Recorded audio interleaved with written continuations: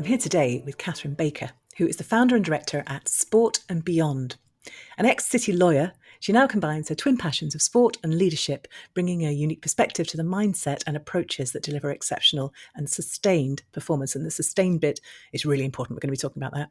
Her new book is called Staying the Distance, The Lessons from Sport That Business Leaders Have Been Missing. So first of all, welcome, Catherine. It's really good to have you here. Thank you. It's a real privilege to be here. As I was just saying earlier, this is my first ever podcast. I'm very familiar with doing keynotes and panels, but not podcasts. So thank you so much for having invited me on, and I'm really looking forward to it. Oh, it's really, I think podcasts are the best thing ever. Well, I would say that, wouldn't I? But it's so, A, I get to have these amazing conversations with incredible people, and B, everybody gets to listen in. So, what's not to like? It's brilliant. So Absolutely. welcome And to I'm the an first one. active listener. It's not my first podcast, only in terms of being a guest. I listen to so many, and yours as well, of course, in particular. And as you say, it's a great way of accessing at times that suit you, inspiration, motivation, whatever you're looking for. So yeah, really looking forward to our conversation. Yay. Well, let's kick off with a bit about you, because it is a really interesting background. And I mean, you could say performance is the kind of golden thread through it all, but just tell us a little bit about how a city lawyer goes on to work in sport. And yes, what's the background all about? Yeah, thank you. So I was a very, very sporty kid. I'm one of five. My twin and I came unexpectedly as numbers 4 and 5. We were 5 children in 6 years, so we were pretty much left to our own devices, and that involved a lot of running around, playing proper sport, made up games, whatever. So very, very active, sporty kid, and continued that through school. Started to take 2 sports in particular quite seriously, tennis and hockey. When I was 12, I was advised that it probably made sense to decide and choose between them, because if I wanted to really try and make it in one, then I probably needed to start focusing. And actually I didn't, because I found that really hard. I loved the team aspect of hockey, but I loved the kind of more mental and individual challenge of tennis. So I continued playing both, sort of got to representative level, but nothing that was sort of really, really great shakes. And as I got towards the end of school, I was very fortunate. I had a very good academic background. So the kind of route of going to university was really going to be the most obvious route to go down. So did that, but actually, continued playing sport to quite a high level throughout that. And actually my first qualification was as a tennis coach. So although a lot of people from my first career know me as a lawyer, I always point out, actually, my first qualification was as a tennis coach. And I did a lot of that through my year off to kind of earn some money to travel, and then through university and through law school holidays. Again, a great way to earn money while I was studying, but also just to keep my hand in really with the world of sport, which I've always been fascinated in. So, corporate law and sport, maybe not such a good combination. So I did try and continue to play, particularly hockey at a high level at that stage, but really trying to make training and stuff became very difficult. And then I went through with my husband and I've got 3 sons. So another kind of time commitment around that. But that's relevant in terms of the real shift in my career. So first half, obviously corporate law. I trained and qualified at Magic Circle firm Linklaters. I was very fortunate to get a training contract there, and they sponsored me through law school, qualified into the corporate department there. My husband at the time was at my same husband, but at the time he was just to clarify that in case he listens to this and thinks he was at Freshfields, which is another Magic Circle firm. And, those firms, they're fantastic, but you have to work hard. You have to put in a lot of Demanding. we wanted to have kids, and actually we quite liked each other as well. We wanted to spend time together. So I moved to a different firm. And as I started having our family, I changed my role to what's called a professional support lawyer. And that involved a lot more training, giving client seminars and internal training. And I realized actually that's something I really enjoyed. Through a series of steps, including then moving up north and trying to continue to work for my law firm down south, I realized I probably needed to change my focus and started to pick up more training and facilitation roles. And actually one of those was with the LTA, which sort of got me back into the world of sport, certainly at that work level. I'm just going to come in with that acronym for those that don't know, Lawn Tennis Association. Yes. Thank you. Yeah, thank you. Yeah, absolutely. Well done. And then, yeah, through, these things are always, they don't just happen to you. There's various sort of moves that you make that get there. But that led me then to set up my business Sport and Beyond in 2015. So that's the kind of pattern that got me to there. And then that focus on mindset and leadership and what we can learn from elite sport. And what's really interesting, I'm thinking about the inner game of tennis, which because for a very long time we've known that the lessons that you learn on the playing field, the court, whatever, get used in the rest of life, and particularly at work. So, what was it that you started to notice as commonalities when you're thinking about performance in the workplace and performance on the court? Yeah, so it's a really good question. Thank you. I think, business leaders, as you say, are very used to drawing those lessons from sport across to business, aren't they? They are essentially about human performance and human potential, and that's relevant both in the field of play as in the field of work. But a lot of the lessons that we have been drawing across, both in practice but also in a lot of the brilliant books that are out there, tend to focus on winning, on sort of high performance in the moment, leadership again, possibly around that kind of performance and leadership at in the moment. And there's more that sport can show us. And I think my interest was first piqued in this area specifically back in 2016 when a really interesting document came across my desk. I was very fortunate that it did. It was a piece of research commissioned by UK Sport called the Great British Medalist Study. And at the time it was just being circulated within elite sport, and it paired 32 athletes, so 16 pairs of athletes. One of each pair was what they termed an elite athlete, and the second was a super elite athlete. And it was looking at those commonalities and distinctions between super elite and elite. Fascinating. It's been misinterpreted in some places, but it's a very interesting piece of research that was then carried forward, very nuanced. But the commonalities in particular, I was really interested in because they were focused around things like striving, a culture of striving, conscientiousness, commitment to training. And as you say, that applies across to the world of work as well in terms of performance. But the thing that really struck me and the thing that I then reflected on for quite a long time after was, how can you sustain that? Right. Where you've got that culture of striving, that conscientiousness, that willingness to improve and develop, that kind of relentless improvement is the terminology some people use. How can you sustain that? That's where I think I got to the point of thinking we're really used to drawing those lessons from sport to business, but I genuinely think we've all been missing a trick. Because sport's been showing us day in, day out, not just how to improve, perform, and achieve, but how to do so on a sustained basis in a way that ensures that we can consistently deliver results when it matters. So I really wanted to shine the light on those unseen lessons that I felt just hadn't been brought to the fore. And it is fascinating because you're right, it's a blind spot in a sense, is that when we think of sport, we think about performance. We think about the Olympics, we think about those moments of peak performance where it's eyeballs out and everything. But of course, for most of the time, the athletes aren't doing that. They're Absolutely. consistently training, they're resting, they're maintaining themselves. Yeah. So what's the equivalent for performance in the workplace, do you think, of the stuff that we don't see happening for the elite athletes, if you like? Yeah, I think I'll start with an analogy. I think we might think about building our strength muscles or our speed muscles, but really what we're talking about here is building the stamina Stamina. muscle. So that's really the equivalent into the world of work. Our working lives are long and they're increasing, every day, aren't they, in terms of pension age moving and whatever else, and our life expectancy increasing. So we all hope that we're going to have long, enjoyable, purposeful careers. And of course, as we get more senior in our careers, it does require commitment, energy, stamina. Leadership is a privilege, but it's also a responsibility. Leadership can be hard and it can certainly be relentless. And I think what was one of the triggers for actually sitting down and saying, right, now is the time to write this book, was obviously the pandemic, where we could see that was wreaking havoc on the health and well-being and sustained performance of so many leaders. I was seeing that at the coalface with so many of the CEOs and senior leaders that I was coaching.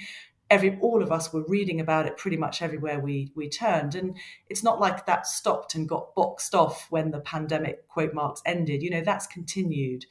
So I think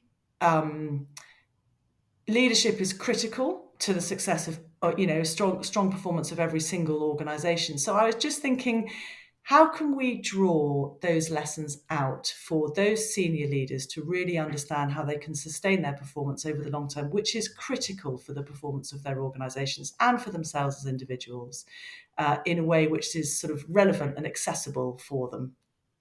And of course, you're going to have to read the book to get the answers to all of these, but just give us sort of one insight that perhaps people can take away and go, that is interesting. I hadn't thought about it like that. Gosh, now that's a question, Alison, because my mind's going through so many stories. One of the wonderful things about this book is I've been so helped by the amazing stories that I've been able to share from so many athletes, teams and coaches, and so much research in the world of sport. And then obviously sort of overlaying that with research from the world of work. But there's one bit in particular, when I tell this piece of research, people are always quite fascinated, and it's normally immediately sort of actionable. So when we think about our energy levels, people often think about perhaps the bigger things like sleep, nutrition, hydration, etc. It's a really piece of interesting research done from the world of tennis. We'll come back to tennis, about actually what you can do on a much smaller scale. So back in the turn of the century, a very well-known sports psychologist or performance psychologist called Dr. Jim Loehr was facing a conundrum which was annoying him. Because at the time, there were a small number of tennis players who were consistently winning the big tournaments. Now, those of you who know about sport, and particularly individual sports like tennis, there's not generally that much difference in technical ability between, say, number 100 in the world and number one. So he wanted to try and understand what was it about this small group of players, both male and female, that were consistently winning the big tournaments. He looked at hours and hours of videotape, as it was back then.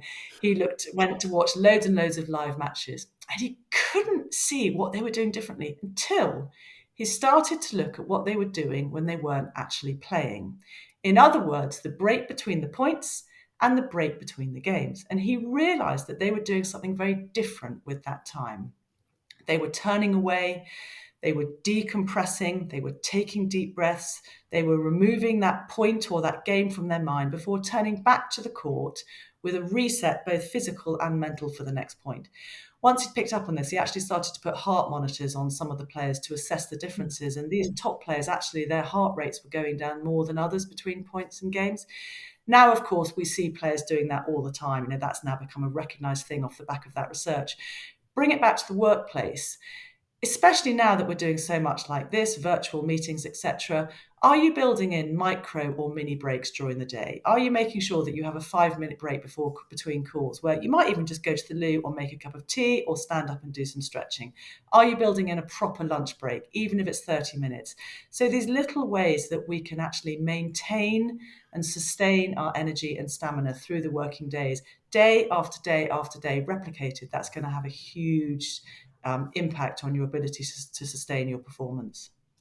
It's absolutely fascinating. And as you say, super practical. And what's interesting is that combination as well. It's both mental and physical. And of course, the two are so closely linked, aren't they? That's absolutely brilliant. Now, you're used to performing at a very high level in sport. You're used to working with elite athletes. You're used to working at a very high level in professional life, in leadership. What was it like to have beginner's mind when you came to write the book? Because you'd never written a book before, right? No, I hadn't. And you know, so much of what I write about in the book, I had to apply in order to try and approach this process in the best way. So, you know, let's start with the basics. Growth mindset. Okay, I can't do it, but actually I can't do it yet. So that understanding that I've never written a book before, my starting point may not be that good, but I'm going to work really hard in a targeted way. I'm going to challenge myself. I'm going to ask for as much feedback as possible and get as much support as possible in order to make sure that this is as good as it can be. I had a clear goal. I wanted this to be a good book. I want to walk into Waterstones and see it. So that really helped me with that clear goal to draw back from that and think, therefore, I'm going to open myself up to all sorts of feedback, challenge, etc., because it's all in pursuit of a very, very clear goal.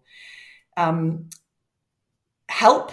Targeted help. I obviously took you on as a book coach, which was completely invaluable. And if anybody is sitting there at the beginning of the process of writing a business book, not sure where to start, I would genuinely recommend. By the way, just for the listeners, Alison has not teed me up to say this, but I'm very I'm not happy stopping you, though.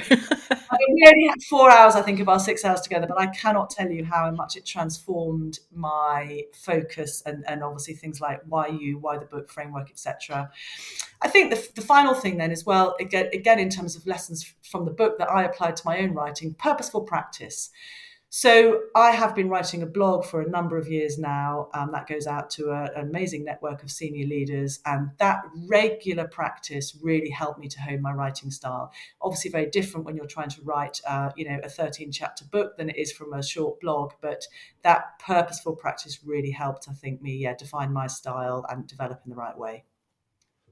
Yeah. So it's putting the reps in, isn't it? It's building, as you It say, is. building the strength, building the stamina, building the muscle memory, Yeah, and and the getting the. discipline.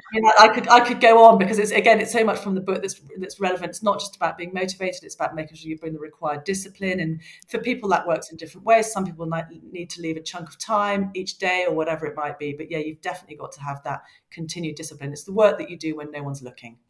Oh, that's a great phrase. And what did anything surprise you about the process, or did anything delight you about the process? Indeed, or was it just a grind?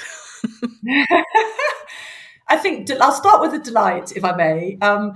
The willingness of people to share their stories actually and get involved. I mean, some of the stories I've got are new and fresh insight, which I'm really pleased to be able to share, particularly around female athletes, coaches, and teams. A lot of the sport to business books tend to focus on some brilliant stories, but they're a bit same old, All Blacks, etc. And I've got a lot of that there, but a lot more female coaches, athletes. So, for example, Tom Daly's coach, Jane Figueiredo, Adam Peaty's coach, Mel Marshall, and I should be starting with their names rather than the male athletes, shouldn't I? But I already had But their we stories. recognise the athletes' names. That's so it's Yeah, interesting, so, isn't it? so so in terms of what delighted me, people like Mel Marshall was just fantastic in giving her time and sharing her insights. And whilst it's easy to box people into sport, the insights were so valuable actually, and I learned so much from these people. So that was probably a delight, the opportunity to collaborate, to talk, and to learn from so many of these people whose stories I've been able to share. What surprised me? I think, yeah, I found it very hard at first, to think about the structure, what it was I actually wanted to say, what was the kind of golden thread that was going to be running through it. Once, with your help massively and a couple of other people, I'll name Kath Bishop actually because we had a conversation over a cup of tea one afternoon where she was really helpful in terms of paraphrasing back to me what she was hearing in terms of what I was trying to say. But once I'd got that, nailed that, and then nailed the structure, not just of the chapters, but also of each chapter, the writing flowed. And I think it probably surprised me that it did flow that easily. And I think really helped me believe and be confident in the fact that I knew what I was talking about and it was the right stuff to be getting out there. Yeah. And I could just pick up on a couple of things there because I think they're really important for listeners as well. Working backwards, that point about having your through line, being really, really clear on what your focus is, the real message is, and then having the structure of the book there. It just frees you up, as you say, to actually Absolutely. sort of fill in the content. And the other thing, which you may not have picked on upon listeners, is that point about the stories. In a sense, you could have had those conversations with people at any point, but the fact that you're writing a book, I was going to say legitimizes, that's not quite the right word, but it gives you a kind of a focus for those conversations, doesn't it? So the the quality of the conversations that you have when you're writing a book, I feel, is qualitatively different from the everyday conversations that you might have when you're not. I don't know what you think about that. I think that's really fair. And I think one of the interesting things for me, some of the stories are out there already. So I just kind of used those and built on those. But I'll give you a really fascinating example around that. So one of the coaches that I feature quite a bit in the book is a chap called Danny Kerry. Now, he coached the GB women's hockey team to their gold medal at Rio. And Danny is A, an amazing guy, but B, a fascinating case study for somebody who had some setbacks in his professional career, got some harsh feedback, and took it on the chin and really worked hard to develop and improve and be as good as he could be. He's a wonderful chap and a really good case study. I knew a lot of his story through having worked with a couple of the players in the team and having read stuff, etc. So I had quite a good understanding of Danny's story, and so had really picked that from the book, from what I'd seen, heard, and read. But obviously, then contacted Danny to say, "This is what I'm looking at writing around you. Are you happy with this? And is this okay?" And of course, what that led to then was the building of a new relationship with Danny, which has been absolutely fabulous, and some more insight into his story that I've been able to add into the book as well, that perhaps hasn't been out there. So I think that's been really enjoyable and a real privilege. And because I'm so genuinely interested and driven by sport and that elite performance and grassroots, but what you can get out of sport, I always enjoy meeting and talking to these people. Yeah, it's a great example, isn't it, of just the richness of that relationship you can build. Yeah, brilliant. And where you are now, obviously, you've written the book. It's about to be published. It's coming out from Bloomsbury, and we're speaking 1st of February 2023. What do you wish you'd known when you started that you know now that you could perhaps share to other people so they don't have to learn the hard way? Gosh, it did get all-consuming at times. And I think that's probably okay and natural. But it's very important to leave breathing spaces. And I think that's kind of naturally possibly built into the process, but I didn't know that at the beginning. I thought you kind of worked really, really hard to write the book, and then you sent it in, and then, sort of that was it. But actually, taking a bit more of a measured approach, chapter by chapter, leaving a bit of breathing space. I had quite a lot of breathing space between part 1 of the book, which is about how to get the best out of yourself as a leader on a sustained basis, and then part 2, which is how to get the best out of those you lead. 2 distinct parts to the book, and I had left some breathing space between those. That was really helpful. So I think, yeah, it will get all-consuming, or it probably will, and I think that's probably okay, and don't beat yourself up about it. But there is real merit in that, just letting things breathe for a bit sometimes as well. And I guess there's an obvious parallel, isn't there, to sport, in that your muscles actually develop while you're resting. So that you work them and they sort of break down, and then it's while you're resting that they repair and build stronger. So you have to have those cycles of the work and the Exactly. reflection. Yeah. And actually, that's a really interesting one. I'm just going to throw one more piece of insight from the book in, if that's okay. I've mentioned Mel Marshall. She was one of the coaches who I featured quite a lot, and particularly in the chapter around how to find your confidence sweet spot and how to focus on leveraging your strengths and improving and developing. And she made a fantastic point that everybody imagines that her work with Adam Peaty is that they're constantly trying new things and striving and changing and developing. But actually, it's really important to leave time for consolidation. Yeah. So that period to breathe, to consolidate what it is that you've been doing and trying, etc. There's also, of course, the periodization that comes with elite sport, where you've got times when you're training hard and competing hard, and times when you rest, and why that's so important for your performance when you next go back. But yeah, really, really good.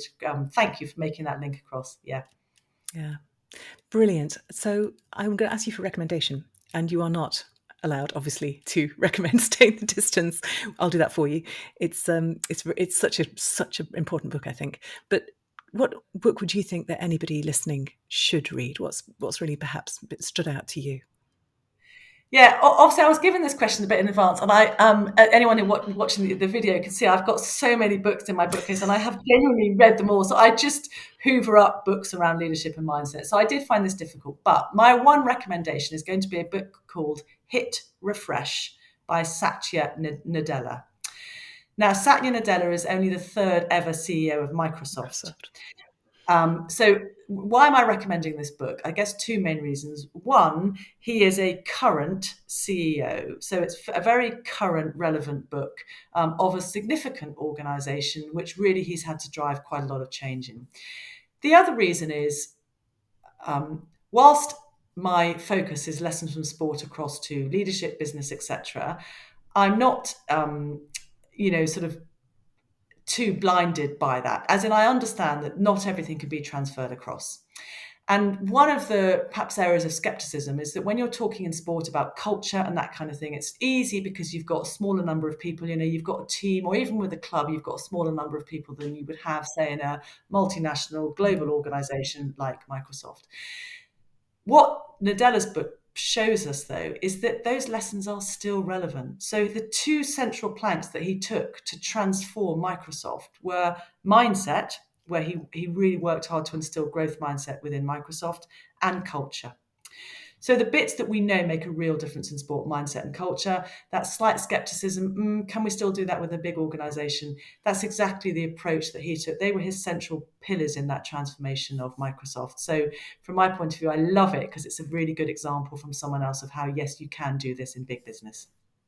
And it's such a fascinating example because you naturally might expect the CEO of Microsoft to be talking about technology, about the hard stuff, about the thrusting innovation and all that. It's just fascinating that actually the secret to a well-functioning organization, like the secret to a well-functioning athlete, I suppose, is that the hard skills, the technical skills are essential. You haven't got a performance without that. That is what you do. But actually to operationalize those properly, it's the mindset, it's the culture. That's really fascinating that he should pick up on those two things particularly.